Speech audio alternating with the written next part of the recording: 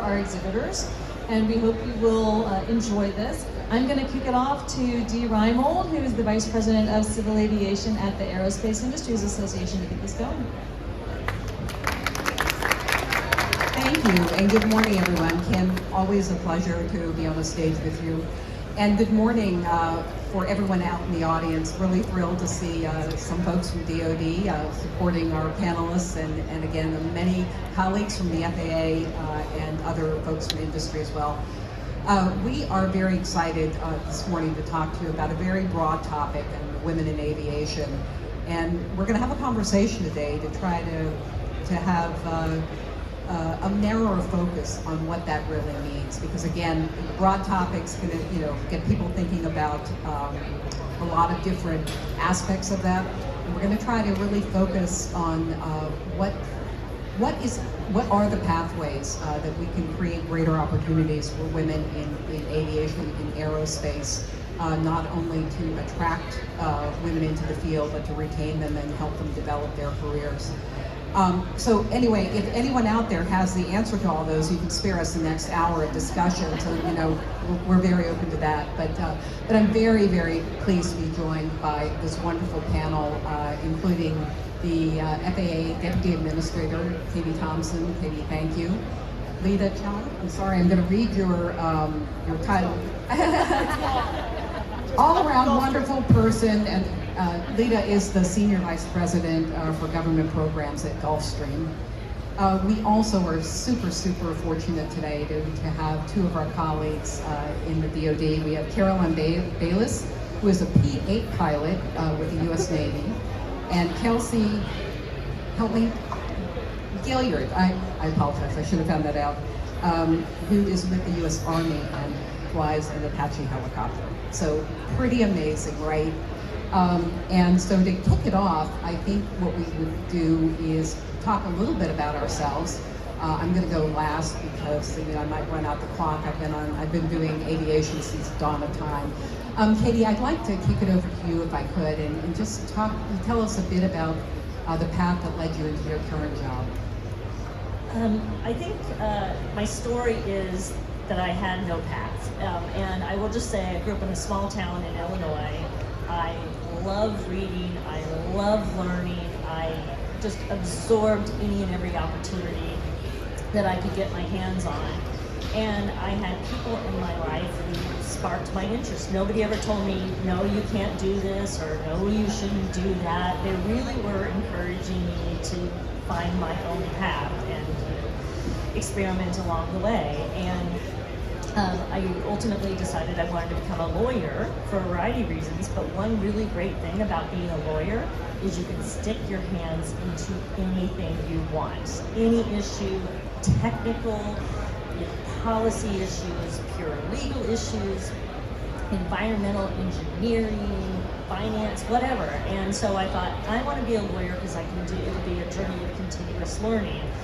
But I also thought at the time, my interest was, I had the opportunity to go to Japan on an exchange program when I was 12, and I kind of concluded that I wanted to do international trade and I wanted to speak Japanese. And my life would be set from there, it would be, that's what I would be doing for practicing law for the rest of my career. And none of that ever happened, and other than becoming a lawyer. And the best thing in my life, both personally and professionally, has been that none of the things I expected would happen.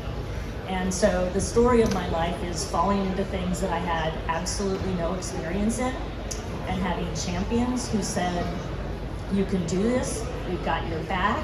If you don't like it after you start doing it, we'll help you pivot. And that's true when I first joined the law firm. I was asked to join the environmental group, and I said to the head of the group who reached out to me, sir, I have never had a class in environmental law. I don't know anything, any scientific background. And he was the first one to me to say, well, why don't you give it a try? And if it doesn't work out, we'll help you move on. Well, 19 years later, I was still doing environmental law. One, because I loved it. I loved working with experts of all kinds, statisticians, epidemiologists, biologists, chemists, and working on every possible environmental law imaginable. in the federal courts, all the way from trial courts up to the Supreme Court, but two, because of the people that were there and the mentoring that I had that supported me in the development. And then, long story short, because I want my colleagues to have time, it happened again when I was 19 years in. I was kind of feeling stale in my practice, and I got a call from the Secretary of Transportation at the time, Ray LaHood, who'd just been appointed as by President Obama as the Secretary of Transportation, and he was represented my home district in Illinois. And he called me out of the blue one afternoon and said, "Hey, I understand you know a lot about climate and sustainability." And I was surprised to hear from him. And I said, "Yes, I do." And he said, "I want you to come work for me." And I hesitated a bit, and I said, "Well, you know, sir, I don't know anything about transportation other than environmental law." And he said, "You know exactly what I need you to know. We'll figure out the rest together. Come work for me." And that sort of played itself out a couple more times, including my journey to the FAA, which there was an opening for Chief Counsel of FAA, and Secretary LaFleur again said, "I want you to go to FAA. You're going to be a great Chief Counsel over there." I said, "You know, sir, I don't know anything about aviation." And that was the last time I said, "You know, I don't know a lot about," because I learned, like, really it's taking those challenges, taking those opportunities. The worst thing that you could do is fail, and is failing really that bad? Like, what are the consequences? You learn some valuable lessons, you explore, you know, how much you can do, how little you can do, you pick yourself up and you learn from that opportunity. So in my early 40s, and I'm still on a journey, I at least stopped saying, "Well, you know, I don't know that," because, you know, working with all of you and my colleagues, I can learn that, and I can figure it out, and I can be part of the solution. That's a great story. Thank you, Katie. Kelsey, can I turn over to you? So, much like my panelist counterpart here, I didn't have an idea of what I wanted to do after college. I had gotten a degree in health administration and then a graduate degree in public health. And all I knew that I wanted to do was work for the Department of Corrections in Florida. I had a weird affinity for Law and Order Special Victims Unit, so that's what I was going to do. And then I joined the Army out of spite because my mom was in the Air Force, so that's how I got here. And I'm not a Apache pilot, I'm actually an air traffic controller. So in the Army, when I did join, they said, "Hey, we have air traffic control open," and they also had like a health job open. And I said, "I'm gonna go do that. I want to learn. I want to just do something different and not do anything in, you know, law or anything like that." And the Army has opened my eyes to so many different things, and I've learned so many skill sets that could be beneficial to anything that I do put my mind to and I do choose to learn in the future. So that's me in a nutshell, I guess.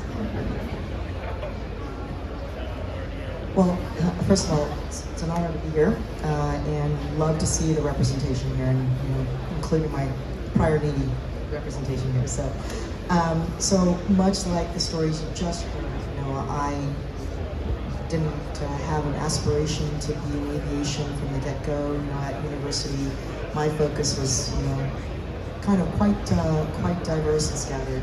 I grew up in a family that was very traditional, where young women played certain roles and young men played certain roles. Much older than many of the Indians, and so. I'm also an immigrant, and so with my traditional Chinese background, what that did was create a path for me that was like, well, you're on your path. You're going to be an engineer, you're going to be a doctor, you're going to be a lawyer, and you got to play an instrument. And I said, okay, I am going to be an underachiever. I can see where this is going. I do play an instrument very poorly. I am not a doctor, I'm not a lawyer, and I'm not an engineer.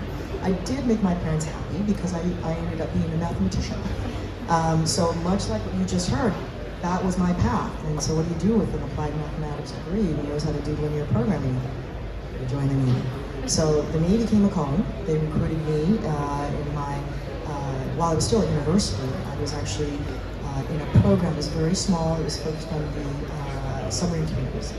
And so that paved the way for me in a very non-traditional path in the military. Ladies and gentlemen, do as I say, not as I do, because this was all about maneuver. I think that a lot of this was better to be lucky than good. I worked with the nuclear community, then I worked with the surface warfare community, ship drivers, beloved ship drivers, And then my last operational assignment was Maritime Patrol, Go VP Communities. And so I spent 20 years in the Navy, and at that point I thought, now what? I looked at continuing in public service, not in aviation.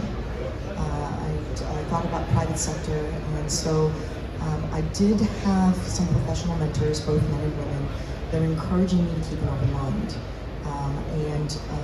I was very fortunate that one of my mentors said, "You really ought to give private sector a try." And much like what you were saying, in my mind, I was like, well, what do I know about private sector, right? And like there's and so I jumped in and I went to work for General Dynamics, which is Gulfstream's parent company. And then through that path, I was very fortunate to work with a strong women leader who encouraged me, keep your head down, work across all the different companies, learn about the businesses, and that's how I came to work with our 2 aviation companies. And in that path, my second moment, milestone was, we want you to go work full-time with the aviation companies and do something, run a business. And I thought to myself, same thing again. Should I tell them? I don't know what I'm doing here, right? So, but I totally agree with you, Katie. It's don't be self-limiting, right? Keep an open mind, and your journey is going to take you to places that you would have never imagined. And I think that they say, you make plans, right? Life happens. So I truly feel blessed to have these opportunities, but it's also what you make about these opportunities. Right? It's all up to you. So that's kind of my life story. Thank you, Lena. And now Caroline, over to you, please. Hi. So I came from a long line of naval service. Both of my grandfathers actually immigrated from the Philippines to the United States by joining the United States Navy. And from that, my dad also joined the Navy. He had a long 30-year career. And so when I was trying to decide what I wanted to do after high school, I decided, I kind of want to join the Navy too. It's what I know, it's what I love. We got to travel. We lived in Italy, Japan, all over. And I didn't want to give that up once I went to college and had to get a career of my own. So I earned my commission and my degree from the Naval Academy. And it was at the Naval Academy that I learned about aviation, and I thought that it would be the right career path for me. So then after my commission, I went to flight school, and that's where I earned my P8 spot. And then from there, I guess I just accidentally ended up in the best job in the Navy. Wow. I mean, what incredible stories, right? So maybe just a few minutes about myself. Unlike my panelists, my first word was fly. No, it wasn't really. I mean, seriously. So I didn't aspire to be in aviation at all. I meandered into it. So like where Katie said, she would say, well, I don't really know, My response when I was offered opportunities was, that sounds like fun. And so, I felt like I toddled well into my 20s and 30s into different opportunities. But the critical part about my career, and it's been in both the public and private sectors, I was in and out of the FAA 3 different times, had many fabulous roles in the FAA and in industry. And I think what I've learned throughout the progression of my career that's covered everything from operational analysis to certification to safety to commercial space transportation, and now at AIA, a very broad civil aviation portfolio that covers workforce and sustainability and safety and on and on and on. It's about learning to take risks, and I think, Katie, I think you said it, it's, we all stumble and we all fall in our personal and professional lives, and you get up and you move on. You learn from mistakes, and I think that's really, as I reflect on my career, and I think as I mentor others, it's you develop a real belief in yourself, particularly when you're putting yourself into situations that you couldn't ever plan for. So with that kind of broad and I think just fantastic series of experiences, I think what I'd like to ask is, Katie, and again, you didn't highlight that you worked for a small company called Amazon, I think, for a while, in between government stints. What have you seen maybe as some of the challenges, not maybe for you personally, but as you've seen either young women or older women maybe get stuck in a career or end up in a situation that they don't like? You know, are there any kind of threads that really strike you that maybe are areas that we could work on? I think the biggest thing for me is, you know, I think as women and even young girls, we're reluctant to ask for help because we believe it's a sign of vulnerability, weaknesses, that we're not up to it. And for me, for much of my career, it was like, I got this, I'll figure it out, I don't need any help. And the reality is, we always need help. We need our peer group to give us advice, we need mentors in life. You don't have to have a lot of mentors, but you absolutely need one or two really good mentors or sponsors to give you perspective and to push you out there when you're sort of like, I don't know if I can do this. And not everybody has the opportunity. You know, you won't always find a mentor who looks just like you. That's kind of the reality of the world that we live in. I started practicing law, back in 1990, and at the time, and even still today, there are not that many women relative to men. But I had men who were my champions, who said, I've got your back, you can do this, I want to give you the opportunities, put me out there. And it's really, really made a difference in my career. And the other thing I think is acknowledging that we don't know it all, that we're not perfect, that we do fail. And once I allowed myself to recognize the humanity in me, I'm sort of like, you're awfully nice to other people and you're not very nice to yourself. Like, I was just relentless. And it caused a ton of stress. I was, really like bubbled up, like, oh my God. And then I realized, the more you're open and engaged and talk about the opportunities and the challenges that all of us face professionally and sometimes personally, and it takes a group to creatively solve some of the biggest challenges of our time, and it's not all about me. I sort of took a big deep breath and said, I feel more authentic, I feel more valued, I feel like I can contribute more, I feel like I value others from different backgrounds, different ages, different perspectives. And all of that, over time has led me to really appreciate the need for diversity in creative, lasting, durable solutions. And that's, like I said, it's not something like you wake up and you're like, oh, this is why diversity is important, but it's, I think, important for us as individuals and important for us societally to work collectively together to solve and confront some of these issues. Alita, if you could just, from your perspective.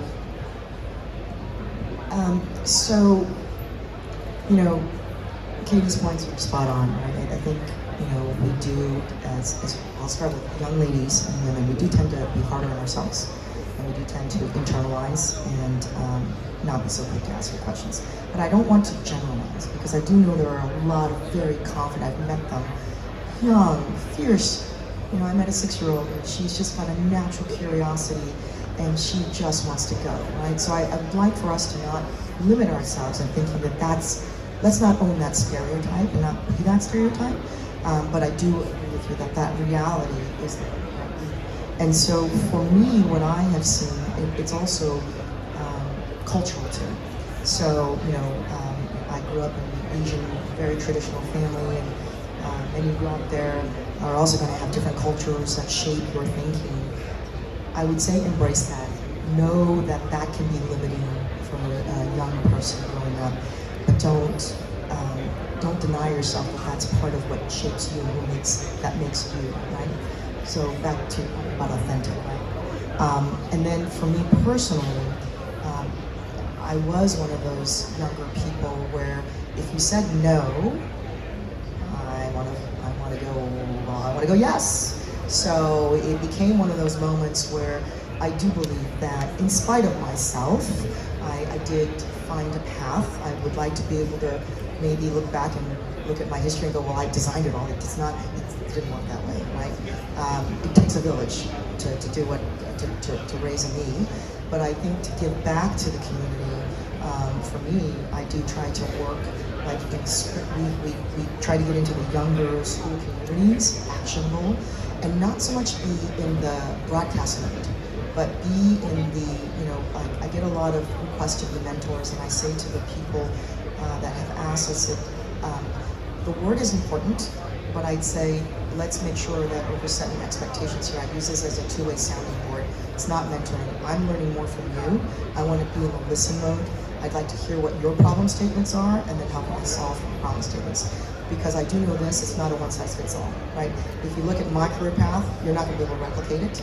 And if I look at your career paths, I'm not going to be able to replicate it, right? So if you're in the broadcast mode, it's going to be difficult to relate to that younger person or, junior professional person and so on. No, that's really, really great. And then I picked up a little bit of a thread between you describing your experiences, both in terms of growing up and the expectations that were set, and Kelsey, what you said, that your mom was Air Force, so we went Army to Spider. Maybe talk to us a little bit, just in reflection, what you might have done differently, or what if you had a chance at any point in time, what you might do a bit differently and affect a different thing. I mean, like, you don't have to sit here and tell us you would have picked the Air Force. She's not going to say that. Well, I would have picked the Air Force. Much better accommodations, and I wouldn't live out of a tent. No, I would have listened to my mom, obviously. She's lived the day prior to me living the day, essentially. My mom always used to say, whenever I spoke to people or asked questions or anything, tell the time, don't tell me how you made the clock, because I could go on for days. But that really taught me to be direct and concise, and when I do talk to people, and that taught me to essentially just know my craft and know what I'm saying, and know what I'm saying is fact. So that's definitely something that I took from her. What else would I say? Other than joining the Air Force, it's probably it. All right, that's great. Caroline, I'm going to take the conversation a little bit differently. You closed your earlier comments out with, acknowledging that you have one of the best jobs ever, right? If you were charged this morning to go into a classroom of, let's say middle school, early high school, how would you have a conversation with the students in that class to incite energy and interest in the job that you have, or in flying general? I think I'm lucky enough to have a job where my job is pretty cool as it is. I think a lot of people think that flying is a pretty cool gig, and I think so as well. If I were to talk to a group of students about how to become involved in aviation, I would say that they would need to not be afraid of hard work. There's a lot of hard work that comes into this. Some people pick it up quicker than others, especially being a pilot. There's a lot of stick skills involved in that. I didn't grow up playing video games, so that was something that did not come naturally to me. I think being in aviation, you also need to be a team player. It's not something that you can do by yourself. I would not have gotten here without being able to study with my friends and being able to ask my older pilots above me, like how they got over this obstacle or this event. That all required teamwork. And it's not something, even though I fly in a crew plane, even if you're flying like single seat, you need a team in all aspects. And then you also need to be willing to make mistakes, because if you're going to stop the first time that you make a mistake, you're going to make a mistake every day. There's not a single perfect flight. There's not a single perfect sim. And you just need to be able to take that, internalize it, don't let it get you down, and then just move on and try to make it better for the next time. So I'm intrigued. Give us a typical mission for you.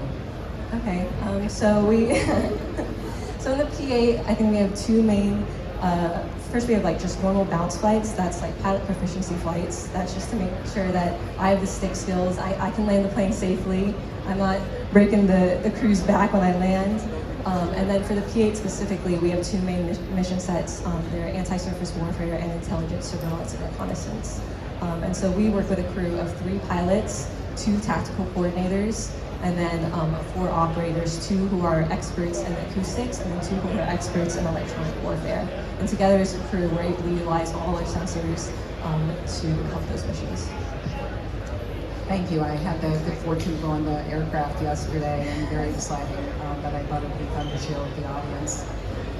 Kim, to swing back to you, just because the FAA, obviously it's a big workforce, constantly looking to keep the pipeline of aviation professionals filled. Maybe if you could talk with us a little bit about some of the changes you've seen. You've been able to watch the FAA in many iterations about how it's gone about recruiting, not just the current focus with the controllers certainly, but with kind of across the board. How do you see that evolution? What are some of the innovations that you're seeing in terms of attracting the next generation workforce? Well, I think like many organizations, whether you're a government organization or you're a private entity, we're all struggling, we're all competing for the same incredible talent. So you need to have something sort of to differentiate yourself, and you need to communicate that you are really interested in a diverse talent pool. And for a long time, FAA, like many agencies, was just sort of like, we are so cool, we're aviation, people will come to us, this is where you want to be. The reality is that we need to be out there actively promoting, engaging, and not only in attracting people for the needs of today and tomorrow, but like building that pipeline, so reaching deeply into schools, K through 12, and planting those seeds. And it doesn't have to be pilot or air traffic control, those are 2 critical professions, but we need engineers, we need data analytics, we need accountants, we need HR people.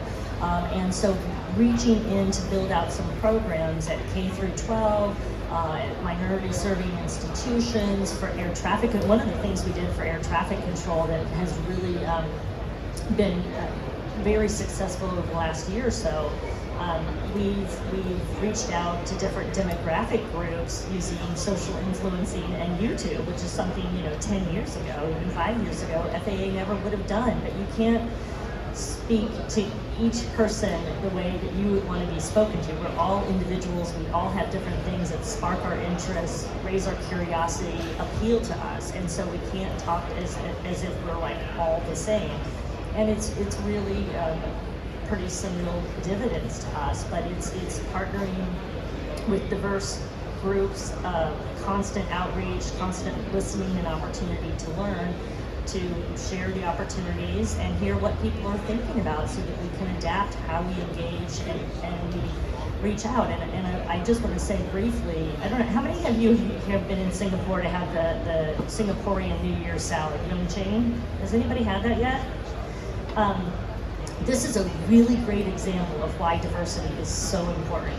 So Yeung-Ching is a Singaporean salad that they serve through the New Year's holiday, and it starts out as a pile of different types of shaved vegetables in layers. And individually, there's nothing really unique or tastes like a lot of raw vegetables. But they do it, their session, they do it in a progression where they put smoked salmon in it, and they spread some lemon juice on top, and then they spread some crushed peanuts, and then they do a seasoned oil, and then a salad dressing, and then the crunchy noodles that they call money.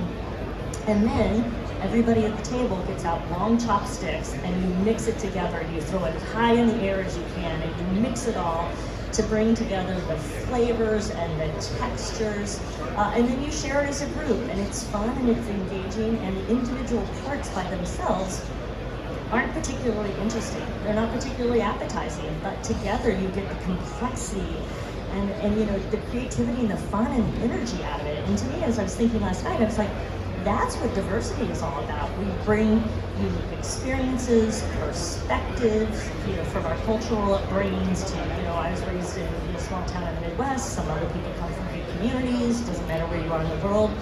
And that's the importance of bringing it all together and finding the mix that literally makes the magic. And that's kind of how we need to think about education, outreach, diversity in our hiring, development, and retention. No, that was Try lovely. yin chicken, it's delicious. I haven't tried it. I'll have to. It's on my list now. Lena, kind of the same question just from the Gulfstream perspective, but maybe adding a little bit about, we talked at the onset about, attracting and retaining and increasing, kind of how Gulfstream as a company is approaching it. So the first thing is because I see a lot of our veterans in the audience, I'll talk a little bit about Skills Bridge. So Gulfstream is a roughly almost 30% veteran hire. We're very, very focused on that. We want to give back to our communities. If you're not familiar with Skills Bridge, and if this is an area of what we like to focus on as far as talent attraction, it's kind of like a dating, right? It's 6 months of you come work for a company and try it out because we want to make it a culture fit for the candidate as well. And so that's an area where we find a lot of our veterans, of course, but and it's both men and women. But we're seeing a lot more women coming through that pipeline, and we love seeing that. And they, of course, back to Katie, your comment about diverse slates earlier, you have to be intentional about it too. And we are definitely focused on being intentional when it comes to looking at that diversity, because that diversity of thought matters to us. And so that's that what I would call that attraction of talent. The retention is about, again, culture fit. Is this, it's not just the task in front of you that your job demands, but it's all the other things that are untangibles that the company represents, and that we know as employees, you have a personal life, you have a social life. And so I know this is about aviation, so we have programs where if you're interested in aviation, it doesn't just mean you have to be a pilot, as you were saying, right? It's what other areas of aviation interest you, and it also doesn't have to be about engineering also, because I think sometimes, I do know this as women, we kind of get intimidated and think, well, it's got to be the hard sciences, it's got to be the technical sciences. But if you've got a background in social sciences, believe it or not, that creative in your mind, we have one of the best marketing team in the world. I'm very biased, I know it. One of the gals sitting in the audience right now, Kylie, she's a woman in aviation, and I wanted to sing her praises. But the creatives that are in aviation, they're not engineers. They don't have degrees in mechanical engineering, and I'm certainly in their paths and journeys. They weren't aspiring to be in aviation, but these are all on-ramps into those kinds of, I would say, employment opportunities. And then the last piece of it is, and I want to kind of go back to the conversation about reaching the younger people and the young, there are programs that I think are just ripe for reinsurgence and reinvigoration. Things like the Civil Air Patrol. I think that doesn't get enough attention, and I think there tends to be at the U.S. levels, there's pockets of people who are more active and less active. So if you all are interested in giving back to your communities, it doesn't necessarily mean, again, that everybody gets to be a pilot, but it's more, many people have never seen an airplane. They've never seen an airplane up front or up close and gotten into the cockpit. Sometimes showing back it just spark the interest for wanting to be, to be a fly girl, right? So there's a great book by Fly Girls if you've not read it. So anyways, hopefully that answers your question. No, that was wonderful.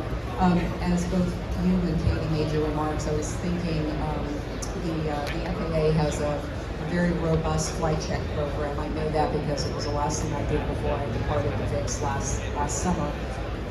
But our chief pilot is a female, and she and I used to talk a lot because the FAA, like airlines, is always struggling to keep pilots in the pipeline for the flight check. And why that's important, I'm raising it because it's not just flight check in the National Airspace System, there's DoD bases worldwide. So it's a pretty big deal. It's a lot of aircraft, but Lori, the chief pilot and I would talk a lot about, how the agency could compete with airlines And the funny thing is, they can't financially. Let's be realistic. But where they do compete is that sense of mission and that sense of pride. And I think, both Katie, when you were talking, and Lita, and certainly, with our DoD colleagues, there's a real pride in when we undertake a job, whether you're in industry or in government, and that's what I think becomes one of the primary selling points, if you will, when we try to look for people, for professionals coming into aerospace. And I think, it's not easy because there's a lot of aspects to it, but at the end of the day, we keep coming back to that. It's the pride in what we do. Like a page full of things I can chat with this panel about. Let me ask if there's some questions from the audience, or have we dazzled so much that you're speechless?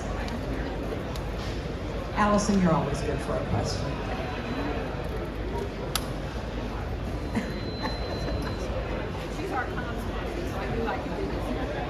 Well, AIA has something called the American Rocket Challenge, which I'm sure you're familiar with, and it is meant to get kids really interested in aviation and aerospace and that sort of thing. And we've been talking as a team about that might be very geared towards engineers. How do we expand the Rocket Challenge so people understand there's all sorts of careers in aviation? So I'd be curious about your perspectives on that. I mean, obviously I do communications in aerospace.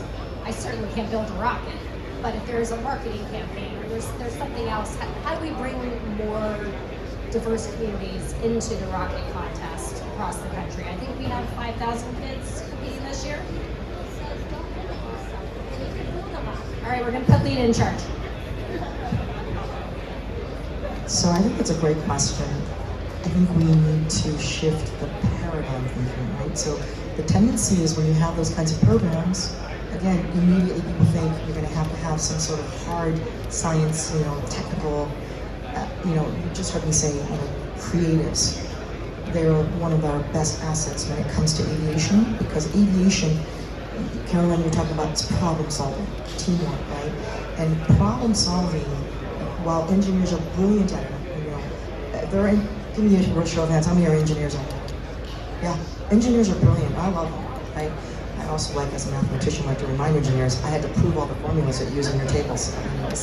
But the whole point of this is that it's not an either or. And so we're talking about inclusiveness, right? And so to me, you hit it spot on, Allison, it's conveying in the way we market this. The rocket is the deliverable, okay? The collaboration and the team building, that's where it takes all kinds, right? And so you're going to need someone to put a livery on the outside of that rocket because it's going to be part of the scoring of what wins, right? And so I think that's got to be more, I would recommend, be more visible, right? The scorecard for what that prize is going to be awarded for, I think it should be broadened and not, weighted for the technical for sure, but include other scores, including the scorecard, other criteria, and then I think that will bring in a little bit more, draw in a lot more of that diverse. And then the last piece is I definitely feel very, very passionate about this. I think in some of the smaller communities, and again, culturally, it's one of those things where young people, the barriers to entry, they just don't have the access, right? It's too costly. It's the, you either go to school, get your grades, or this is a hobby. And so they're going to choose going to school and get your grades. And so if there's a way to bring in the schools so that those communities, those children will get credit for participating in these kinds of programs, there's your linkage, right? We do it at the university level, right? Co-ops. We do it at postdoc, postgraduate, it's continuing education as professionals, right? Let's try to do that, I think, at the younger levels in our recommendation. Good question. Thank you, Allison. Did you go ahead? Oh. Yeah, so when this conversation reminds me of is when I was detailing the Naval Academy Summer Seminar, which is a program that we use to outreach to people in high school to try to convince them to come to the Naval Academy. And so I was a rising senior, and my sister was about to become a rising senior in high school. And so it was my personal goal to try to convince her to come to the Navy. And she, although we're both girly girls, I would say that she's a little bit more girly than I am. And so when I was trying to convince her to come to my school, what I did is I tried to find people that were just like her. And I think that's what a lot of people who might not be initially attracted to aviation want, is they want to see people that are just like them. They want to imagine themselves in that spot. And when they can see someone that has the same hobbies and has the same interests as them, and it's not, and their job is their deterrent, prevents them from doing any of that, that is what's going to convince them to get into that field. And we did a good job. She's now a Navy nurse. She's in Station Bethesda, so it worked. And that's great. Kelsey, did you want to add something? For me, we talk, like Lita said, we talk about aviation, and everyone wants to meet the pilot, which is still awesome, man. But we need to support every person who gets that aircraft off the ground, because at the end of the day, that's the mission, is getting the aircraft off the ground. So whether it's a wrench turner, I mean, we were out, the Army was out in the sun wiping grease off the helicopter. Every part, we have load masters in the Air Force. Every person has an integral part in getting that aircraft off the ground and making the mission successful. And it's just supporting all those people, making the wrench turner look glamorous. So if you can showcase every step of the way and every step that makes the mission, makes that aircraft get off the ground, I think that's also incredibly important. It helps with the creative and helps just the coordination and getting the mission done. No, I'm loving this conversation because you brought it up, Carolina, earlier about the teamwork aspect of when you're flying missions, and I think any one of us would say that. You know, on a good day, all the team is pulling together and it's running like clockwork. Maybe just a little bit of a turn on this conversation, and I was thinking about it, Katie, as you were talking. You know, government, you know, is certainly more agile and innovative in how they're recruiting people than they were 10, 20 years ago. You know, I won't riff on my opinion about USA Jobs. That's another time, another place. But anyway. Yeah, exactly. But I think, you know, you highlighted some of the efforts that the agency has made. And I was just reminded, you know, certainly at different times during my tenure in the agency, you know, being confronted with, you know, this challenge of identifying not only how we recruit for current skill sets, but trying to anticipate what would be needed for the future. And I think that is something, Lita, maybe, you know, I'm thinking about our many conversations.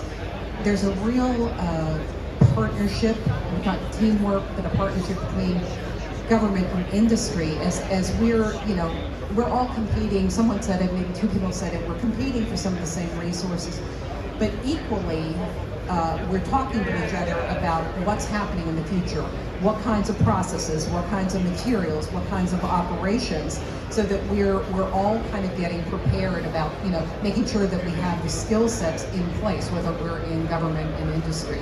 And Katie, I was thinking about it, you know, the evolution of the chief scientists at the FAA, where, you know, it used to be the metals experts and the dynamics experts and stuff. And now there's a chief scientist for artificial intelligence and machine learning, you know, chief scientists for composite materials and advanced manufacturing.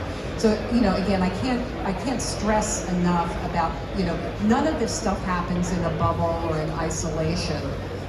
And, you know, it's something I expect more and more, whether we're talking, I know our panel is women in aviation, we're really talking about people in aviation. So let me ask one more time if there are some questions or things that we didn't cover. It's a short amount of time that we have this morning from the audience. I've been known to like pick people just like I picked Allison, so even the people looking away from me, Don't make eye contact. One thing I would want to say is whether you're a pilot or an air traffic controller or a lawyer or a mathematician, get out of your lane. Be willing to get out of your lane. Because I cannot tell you how many meetings I've been in with people who are deep subject matter experts. and sometimes they can't see the forest for the trees. It's always been this way, it should be this way. So for example, we're talking about advanced air mobility, and there's really lots of promise in advanced air mobility, different types of things. You could have the best designed vehicle from an engineering perspective, and customers might hate it. It might be uncomfortable, it might be noisy, or communities might not want it. You know, I don't want these coming in and out of my community. So you have to think, you do need that diversity of perspective. So you've got the engineer that has a really high quality, reliable, safe product, and you've got other people thinking about community acceptance and engagement. You've got other people who are thinking about, are customers really gonna want to enjoy riding in this? Are we serving small and rural communities where they need access? Are we too reliant on technology so that people are losing their skills that they need to engage if the technology fails? All of these things we need to be thinking about, and our administrator says this, and I've heard this from others as well.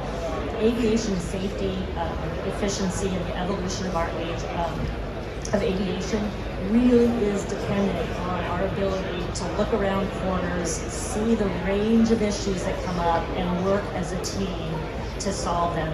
And to me, that's one of the things that I most enjoy about my professional career, as many different pivots as it's taken, is working collaboratively with a team. People of all ages, all different experiences, because that's how we are going to best understand the range of risks, anticipate, mitigate, and drive towards success. Well said. Well said. Caroline, any last thoughts from you that you want to share with the crowd? No, I appreciate you guys having me here, and I guess in terms of like women in aviation, I think all the things that were important for me, like I talked about, like hard work, teamwork, none of those things are exclusive to men or women. And so I don't think that if you think that being a woman is going to detract from your ability to be in aviation, then that's just not accurate. What you can provide as a woman is only going to better our community for an increased amount of opinions. And we're constantly upgrading and changing our aircraft and our systems, and why shouldn't that be the people as well? Well said. Lita, some closing thoughts? I would say that, as far as getting out of link, connect at your local levels, find your tribe at the local level, right? And don't limit yourself in terms of, hey, I'm a woman in aviation, so I got to join women-only affiliates. Those are phenomenal. A lot of wonderful and amazing, talented women professionals, but think differently. Your local community, I talked about Civil Aviation Patrol. The National Aeronautic Association has Aero Club chapters that are affiliates. The passion of aviation is, what drives these local affiliates, and if you join these and the networks that you build, you just don't know where that can take you, right? And then of course I got to give a plug for AIA, because these guys, we love them, and they're based in DC, but their reach is quite far, and they're on social, so follow them, guys, right? So anyways. Thank you, Lita. Closing comments. First, I will say, as much as the Air Force is awesome, the Army is equally as awesome. The Army has taught me so much and done so much for me personally and with my career, so I'll say that. But for at least women in aviation, we're already few and far between. So when you see another woman, go out of your way to speak to that person. The men will always be there, but you gotta elbow your way out of the way sometimes.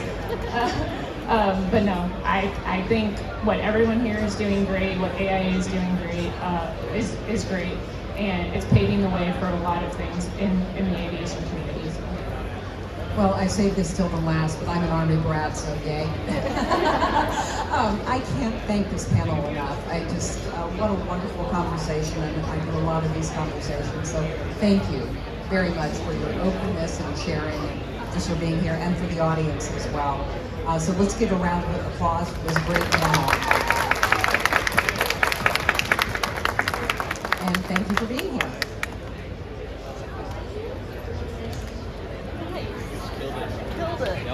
Thank you for your support. Oh yeah. This is awesome. It's great. It's great.